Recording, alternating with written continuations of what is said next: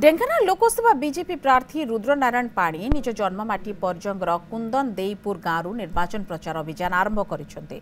कुंदन देईपुर गां स्थित बाबा कुंडेश्वर मंदिर में पूजार्चना कर हजार हजार बीजेपी कर्मी उपस्थित में विशाल रैली रे रोड पंचायत समस्त गाँ गुड़ी प्रचार से जाइथिले एवं रुद्र सहित थे परजंग विधानसभा बीजेपी प्रार्थी विभूति भूषण प्रधान विभूति बाबा कुंडेश्वर आशीर्वाद भिक्षा कर प्रचार में सामिल होते।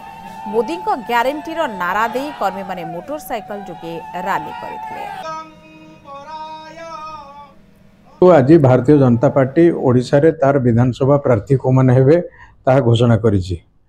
सिथरे मो ना परजंग विधानसभा क्षेत्ररु पार्टी निष्पत्ति नैछि। मो दल को माने अभिनंदन जनाऊँगी, दलर नेतृत्व को साधुवाद जनाऊँगी एवं ये विशेषकर मो निमित्त मात्र परजंग विधानसभा रे थिबा भारतीय जनता पार्टी को भल पाउथवा समस्त जनसाधारण विजय से आज आउ थे आस्था प्रकट करी मते प्रार्थी करिसेंती। समस्त को आशा भरसा को पूर्ण करी। मोर पैतृक ग्राम कुंदनदेईपुर शासन को मु लगातार आसे गाँ सहित मोर जीवंत संपर्क थाए।